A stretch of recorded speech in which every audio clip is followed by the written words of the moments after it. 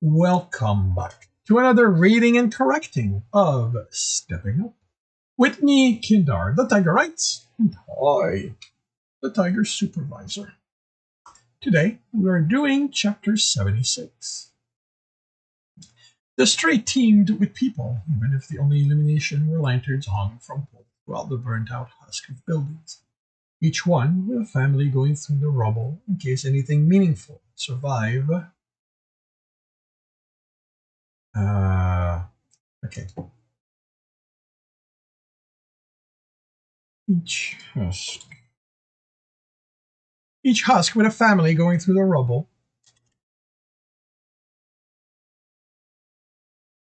In case anything meaningful had survived, rose Tibs' spirit, because it was one more family his action had been killed. Most remains had no one looking through them. It didn't mean it killed them. Some had been able to afford to leave the town when it still closed its door. But he wouldn't know until everyone came back. And in his current state, seeing the potential hope among the despair had caused was difficult. He stepped towards a group, parents with 3 children. The youngest was crying in her father's arm. Each looked lost as they walked through the ashes. He had caused that pain, so it was his responsibility to— "Where are you going?" Joseph asked. "Comfort them. To explain their pain was intended, and that I will make it better." Tibbs explained, then turned to move again. "You can't do that." The statement was firm. The previous 3 nights, Joseph had taken Tibbs around the destroyed buildings.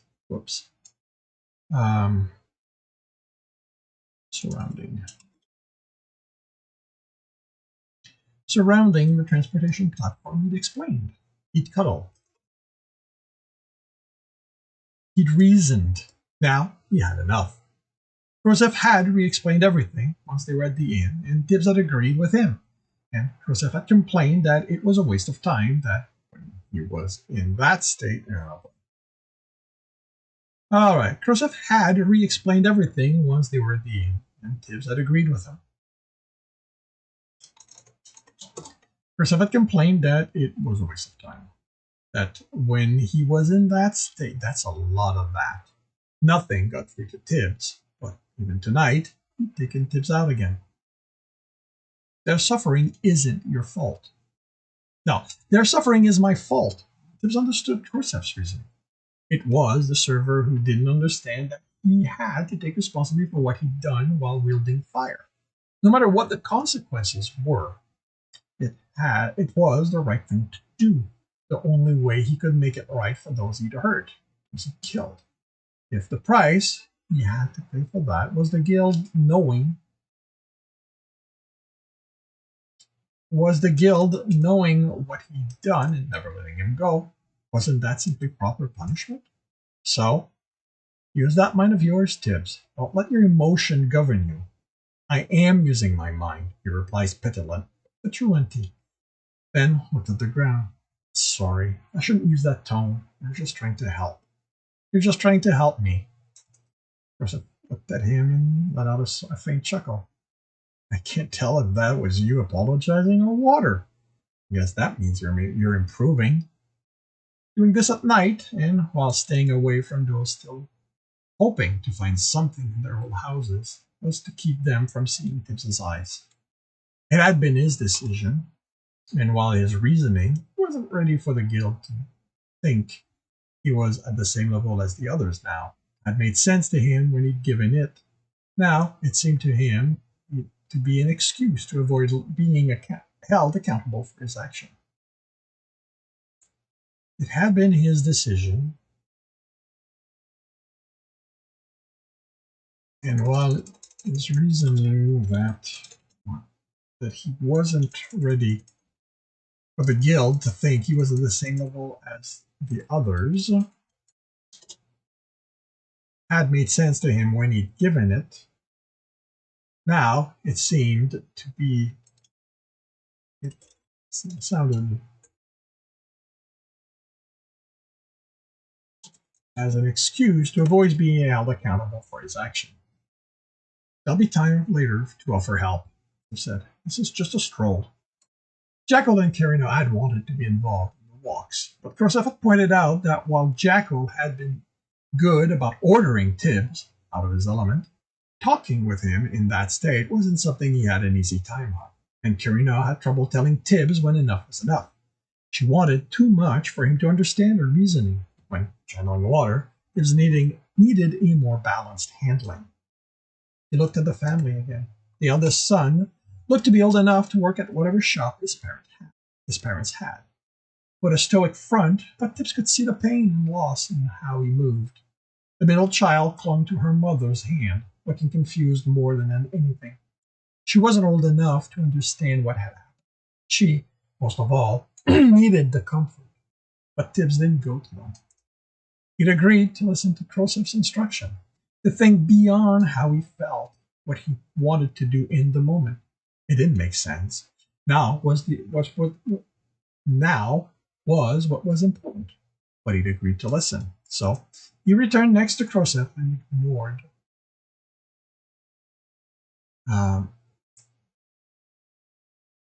He'd returned next to Crosef and ignored the disappointment.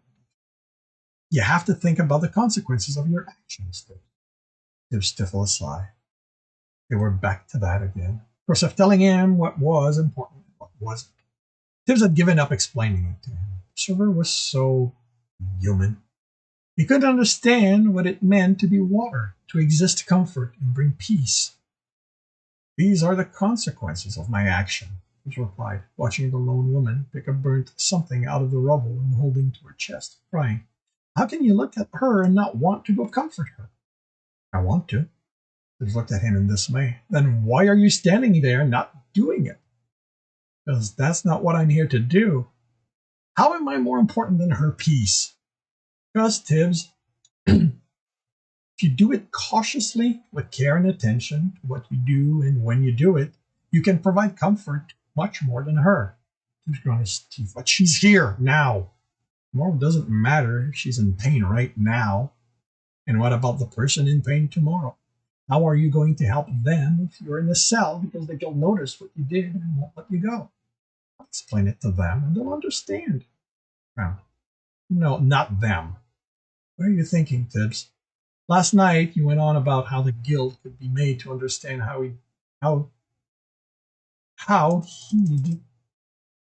they'd mishandled things. His frown deepened. He had said that. He remembered. But how could he have believed it? The guild didn't care. It was that simple. He rubbed his temple. Why did it have to be so complicated? So muddled? He wanted the clarity. The guild doesn't want to help us, just themselves. They weren't as direct about it as Tibs was when channeling corruption, but you could see the similarities. So, no running to them and hugging them? He shook his head. But she's not them. I could go to her and be careful how I did it. Right now isn't the time, Tibs. And telling her how this is your fault isn't going to help her. It might make her angry, make her lash out at you. But it would be so I can make it right. You should see that. Maybe not. If you could simply go to her, hold her, and listen, that might help. But I'm not sure you can do that yet. Tibs put back his argument, and remember that Crosef had years of experience dealing with people. He'd been working at the inn almost longer than Tibs had been alive. How would you do it? Crosef looked at the woman. I'd ask her if she wanted to come to the inn. I'd bring her a nail, maybe two, and not ask for her to pay. I'd let her numb herself to the pain for a little while so she could rest, and hopefully tomorrow she'd be in a better state to pick up what's left and move forward. What if she isn't? Then I'd done what I could. The rest is up to her. But I can do more. I can take her pain away, make her comfortable. Crosef chuckled. Not like you did when you made me wet? Right. Tibs couldn't do everything he wanted. Everything he knew he should be able to when channeling water. Sometimes he did more, but he didn't know how. And when he tried to redo it on purpose, it didn't happen.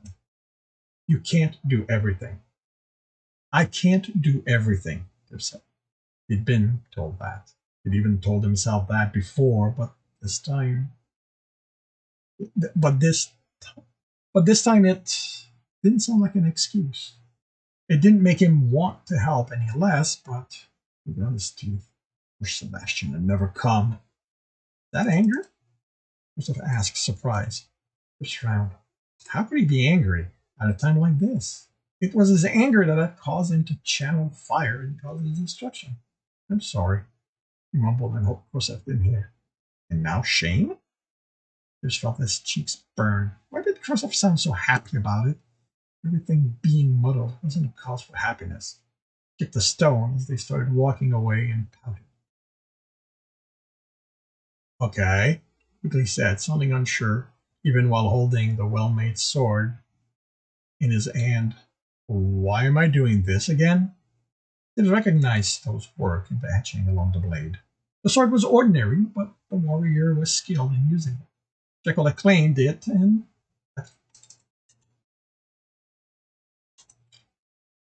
you know what? This is actually not needed. Because Jekyll trusts you not to hurt Tibs in the process of training him. Training him in how to fight with a sword, Ragnar answered. Tibs' nervousness had nothing to do with the sword part of the training. He has his element, Quigley said. What he'd need with knowing how to sword fight.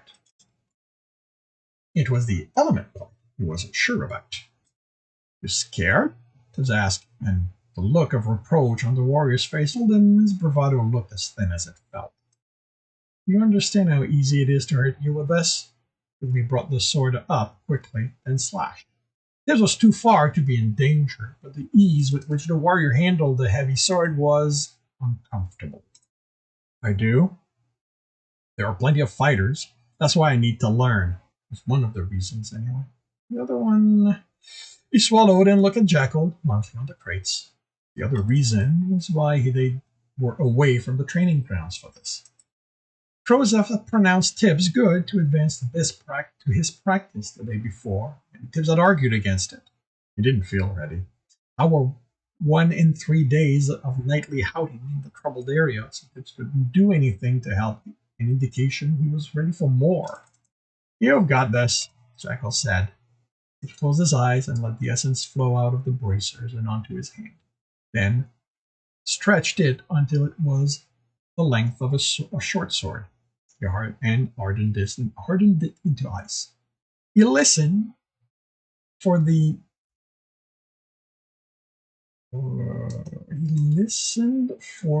need to melt. Okay. He listened for his no,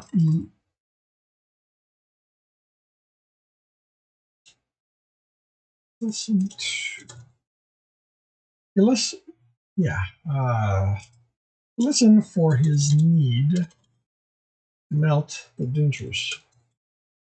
Because it's all about water not wanting him to inflict more pain. He listened for his need to melt a dangerous weapon and absorbed it and set that aside. Caring was for later. This was a time to harden himself. He smiled. This was a time to be like ice. He opened his eyes and was disappointed at all the jagged edge of his sword. It wasn't what he'd envisioned, but yet again, the smooth blade escaped him. Your eyes, he said, they're blue. It come and goes, Kirina said. He can't control it. That's a thing? Warrior asked. Mine don't do that. It's his age, she replied. He was going to hurt someone with this, Tibbs realized, and also understood it was water influencing his thinking. There were times when hurting someone was needed to protect others. He didn't like how muddled his thinking had become.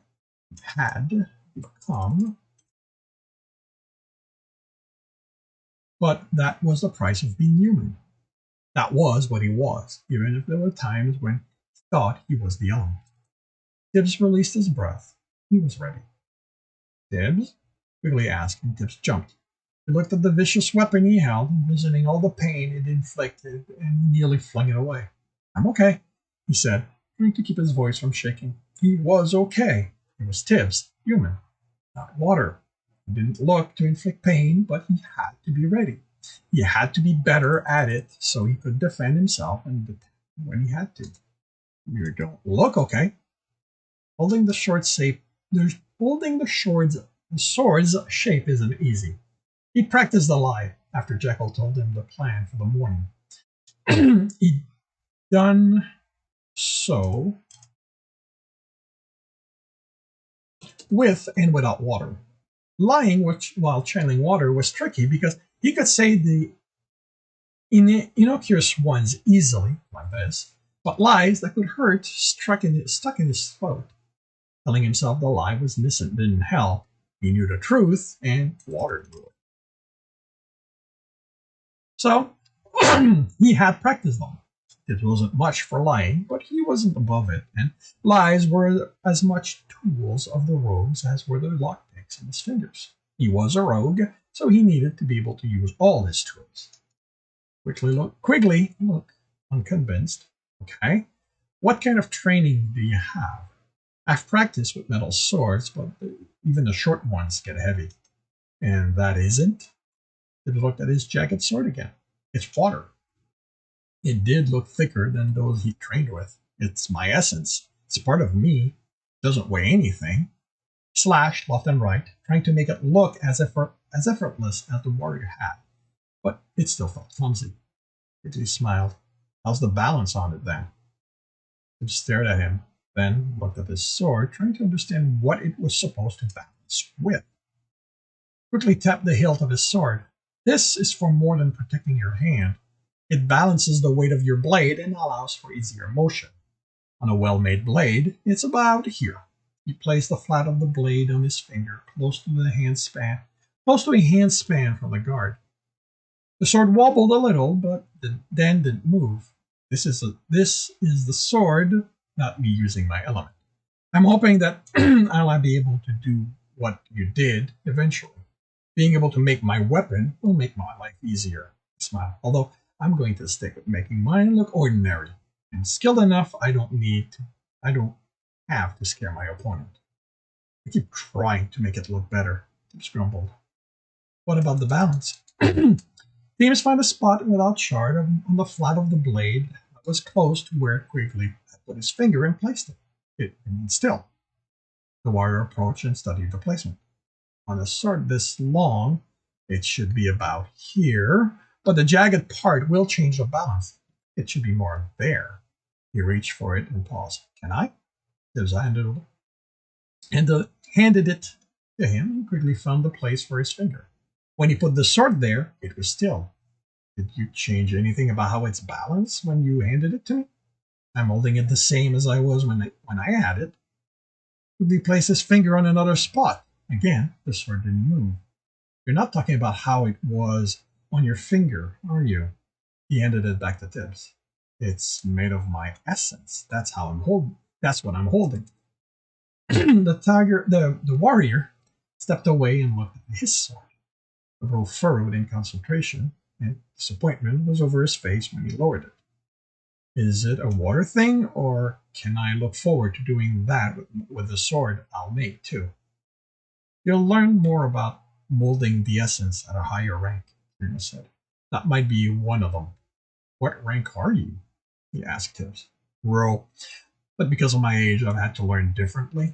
You might learn it at a higher one. He wondered if the lack of resistance from water was because he told the lie so often it was natural, or it was one of the harmless ones. You need to keep in mind that metal isn't known for being malleable, Irina said, so that will have an influence too. But I will be able to do it. She shrugged. I don't see why not. Essence isn't limited to what we think of this. Is it to what we think of this? She flicked the blade with a finger. It's purer and more. Please, no teaching. Jekyll groaned. This is about Tibs learning swordplay.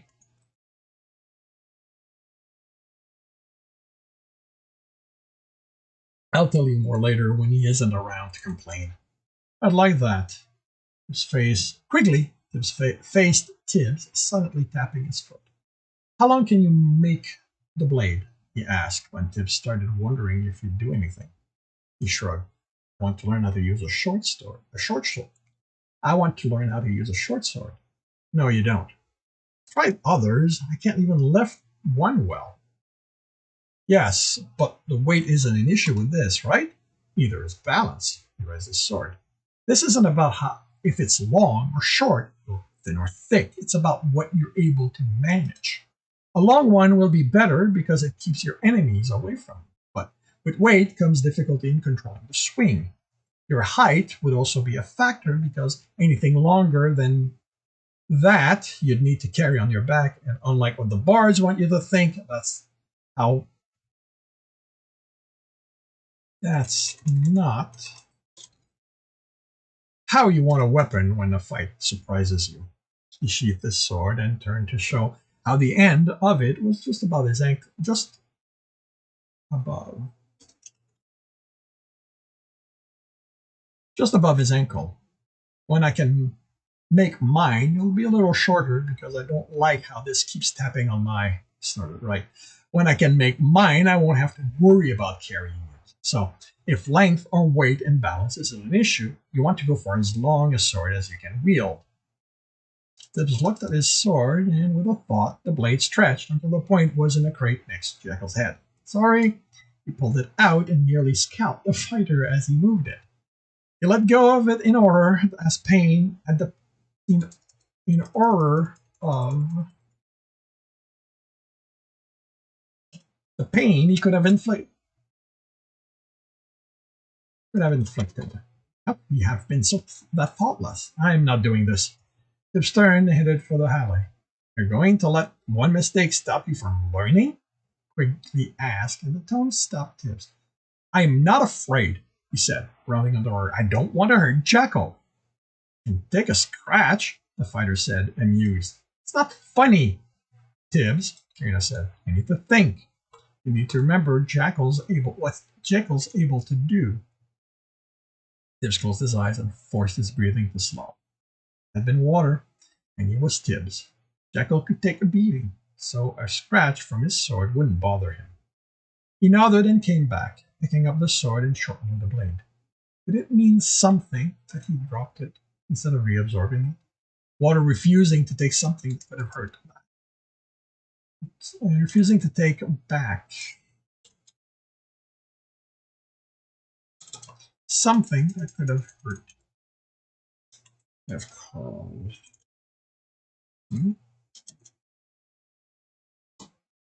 Or Tibs knowing he'd still need it?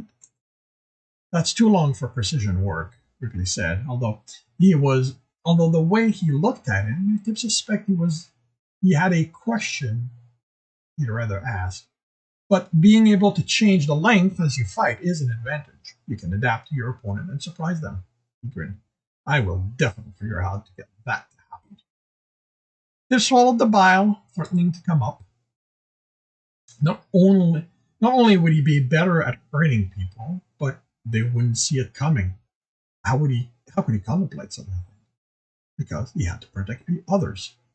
He had to make right what he'd allowed. What he'd allowed to happen, and he could only do that by getting better at taking down his enemies. He hated that he would have to fight again. Tibs raised his blade. How do we start? Tibs panted as the sword came to a stop by his neck. Quigley looked at him, and Tibs nodded. He was dead. He was dead from exhaustion, too. His sword didn't weigh anything, but moving around, trying to hit the warrior, was tiring. He straightened, but he couldn't let that stop him. He straightened.